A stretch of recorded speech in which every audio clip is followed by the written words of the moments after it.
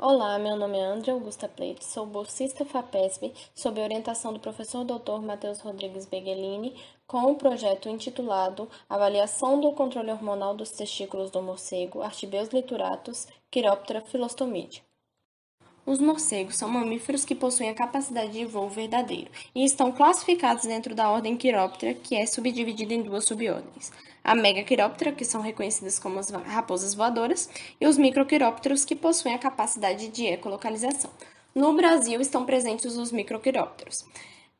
Nesse mesmo local, Nogueira et al., em 2014, chegou à conclusão de que tinham 68 gêneros, 178 espécies e 9 famílias reconhecidas em todo o território nacional. Esses animais eles possuem hábitos alimentares variados, podendo ser frugívoros, nectarívoros, insetívoros e hematófagos. Além disso, a Philostomide é a família mais diversificada que a gente possui no território brasileiro. Artibeus lituratus faz parte dessa família e ele é um animal de grande porte, com o antebraço podendo passar de 75 centímetros, peso acima de 75 gramas, podendo sofrer variação de acordo com a região do Brasil. Sua coloração é marrom chocolate, possui listras brancas faciais conspícuas e seu padrão reprodutivo ainda apresenta uma divergência muito grande para saber qual é o padrão que ele possui. Foi concluído que esse padrão é poliestria bimodal e possuindo o mês de março e setembro como pico de produção espermatogênica da espécie do macho.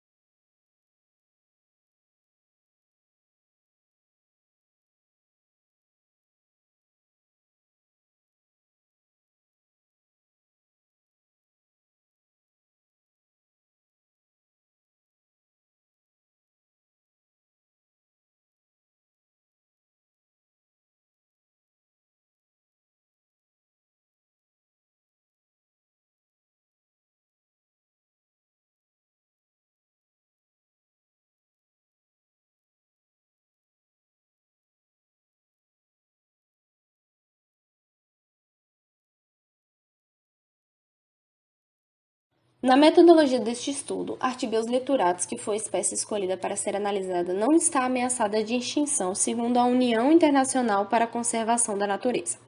Além disso, foram coletados 60 espécimes, 5 a cada mês, montando assim 12 grupos amostrais. Esses animais foram eutanasiados e processados, e deles foram retirados o testículo e o plasma sanguíneo, que foram processados e também armazenados. Na histologia, o testículo foi incluído em parafina e posteriormente seccionado no micrótomo semiautomático. Foram realizadas colorações em hematoxilina e eosina, além de que foram escolhidos cortes para reações imunistoquímicas, sendo elas AR, de receptor de andrógeno, ER-alfa, receptor de estrogênio alfa, PCNA, marcador de proliferação celular, e caspase 3 ativada, que é um marcador de morte celular. Além disso, também foram recolhidos material para que foi realizada a dosagem hormonal de testosterona e do estradiol. Nos resultados e discussões, o peso corporal do animal também foi verificado, e ele não apresentou variações significativas durante o ano, do período de janeiro a dezembro. E assim possuiu o peso médio de 64,40, mais ou menos 4,10 gramas. Já no peso testicular, que também foi analisado, houve variação significativa durante o ano, possuindo o mês de março, setembro e outubro, com os maiores níveis, com a maior elevação durante todo o ano, que também coincide por ser março e setembro meses de pico reprodutivo, meses de pico onde a produção espermatogênica do macho está bem elevada, e nos meses de fevereiro e julho, que são os meses que possuem maior baixa do peso testicular. O índice gonadossomático, que também vem a ser analisado, ele se dá através da relação entre o peso testicular e o peso corporal multiplicado por 100. E ele é importante para a determinação de estágios do ciclo reprodutivo. Nos meses de março, setembro e outubro, ele possui uma alta, e no mês de fevereiro e julho possui baixa, que ele seguiu o mesmo padrão do peso testicular. Então, o índice gonadossomático e o peso testicular seguiram o mesmo padrão durante todo o ano. Além dos pesos, também foram analisadas a concentração sérica da testosterona circulante no animal. A testosterona ele vem a ser um agente bastante estimulante da espermatogênese, além de ser um dos hormônios mais importantes masculinos. Não somente ele, como também a dihidrotestosterona, entre outros. E ele também tem a função de iniciar, fazer a manutenção e a restauração da espermatogênese do processo espermatogênico. No gráfico, podemos observar que o mês de abril e outubro são os que possuem a alta desse hormônio circulante. E em junho é o mês que possui a baixa desse hormônio ali no animal, durante todo o período do ano analisado. Além disso, esse hormônio ele possui relação com o peso testicular e o índice gonadossomático, pois ambos aumentaram nos meses em que ocorreram a alta da testosterona circulante no organismo do animal. Pois como a testosterona é um estimulante, ele vai fazer com que as células se proliferem e aumentem de número, forçando assim um aumento do peso testicular e, consequentemente, influenciando o índice gonadossomático. O estradiol, que vem a ser um importante hormônio feminino, também atua no organismo masculino, como podemos observar. Ele possui um grande impacto na espermatogênese também, pois, como em estudos já observados com Camundong's Note, eles foram tirados desse hormônio e eles assim não conseguiram fazer o processo espermatogênico, ou seja, muitas vezes eles eram inférteis. Assim, a gente pode analisar a importância do estradiol no organismo masculino para a espermatogênese também. Assim, esse hormônio ele tem um importante papel na sobrevivência de células germinativas no testículo. No gráfico, durante o ano, os meses de fevereiro e agosto foram os que apresentaram a maior alta desse hormônio circulante. Já nos meses de janeiro e março foram apresentadas as maiores baixas. Porém, mesmo que se tenha conhecimento da importância desse hormônio na espermatogênese, ainda não se sabe como é o efeito, como ela age nesse processo. Então, são precisos ainda mais estudos nessa área. Nas reações imunistoquímicas, a PCNA, que é o marcador de proliferação celular, foi analisado e ele foi observado em espermatogônias, que são células progenitoras de outras células germinativas. Durante o ano, o animal apresentou variação desse índice muito significativa. Nos meses de janeiro, março e outubro foram observadas as maiores altas. E no mês de abril e agosto foram observados os menores valores durante esse período analisado, né? Com isso, também pode-se observar e fazer relação com o peso testicular, já que quanto mais células proliferam, maior é o peso do testículo. Então, nos meses em que o peso testicular houve uma alta, também houve uma alta da taxa de proliferação celular, que é a PCNA.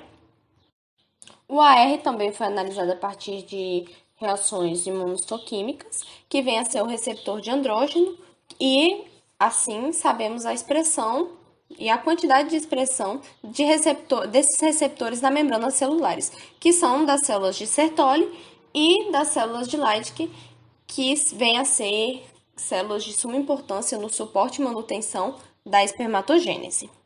Além disso, a expressão desses receptores é de suma importância para compreender o uso do hormônio nas células, no uso do hormônio no órgão em si, pois mesmo que haja muito hormônio circulante, pode ser que ele não esteja sendo utilizado pelo órgão, pois não há receptores suficientes para a quantidade de hormônio circulante. Então, quanto maior a expressão desses receptores no órgão, maior é a sua utilização dentro dele. Maior é a utilização do hormônio dentro dele. Com Com isso, no gráfico, a gente pode perceber que nos meses de janeiro e fevereiro houveram alta desses receptores e nos meses de março e setembro houveram baixa deles, sendo fevereiro o mês que antecede o pico secundário de março de espermatogênese. Ainda não se sabe ao certo qual é a quantidade necessária dos hormônios para atuar dentro do órgão, porém, se sabe que o seu uso depende inteiramente da expressão de seus receptores específicos. Com isso, o ER também foi analisado, que é o receptor de estrogênio alfa, e foi observado que durante o ano não apresentou uma variação tão grande. É significativa, mas não tão grande, durante todo o período analisado ali do animal. Com isso, os meses que houveram alta da quantidade desses receptores que são expressos foram os meses de setembro, novembro e dezembro, e o mês com a maior baixa apresentado foi o mês de fevereiro. Como dito anteriormente, ainda não se sabe qual é a função e os efeitos na espermatogênese do estradiol, do estrogênio em si, mas se sabe que ele tem uma suma importância, é de suma importância ali dentro do órgão para a sobrevivência celular. Tanto é que esses receptores são expressos pelas células germinativas. A última reação imunohistoquímica realizada foi a de índice de morte celular com a caspase 3 ativada. Proteína essa que, quando acionada, ela fornece e proporciona a apoptose, ou seja, a morte celular programada. Com isso, foram observados durante um ano uma variação significativa, onde nos meses de janeiro, fevereiro, março e setembro apresentou uma alta desse índice, e nos meses de agosto e outubro foram meses de baixa. Esse índice ele também tem grande relação com a proliferação celular, pois quanto maior a proliferação, maior é a taxa de erro. Então, quanto mais células, quando as células estão em processo de divisão e ocorre um erro, a melhor opção é a apoptose, ou seja, para que assim células defeituosas não se propaguem e afete a reprodução do animal. Com isso, também podemos observar que o estrogênio ele tem grande importância para a sobrevivência das células, pois no mês de outubro, onde há uma alta desse hormônio, a taxa de morte celular é baixa. Por fim, concluímos com esse estudo que os hormônios, os andrógenos e estrógenos, eles possuem um grande papel na manutenção e na regulação da espermatogênese, no processo espermatogênico, pois seu uso dentro do testículo está relacionado principalmente à expressão dos seus receptores, o AR e o ER. Dessa forma, eles também proporcionam maior eficiência no processo reprodutivo, influenciando a proliferação celular e também a sobrevivência das mesmas, garantindo assim sucesso na reprodução da espécie de Artibeus lituratus. Com isso, a gente pode elucidar questões da biologia reprodutiva dessa espécie e de outras espécies de morcego, para que assim no futuro sejam possibilitados estudos de manejo e recuperação de áreas degradadas, utilizando principalmente a espécie Artibeus lituratus.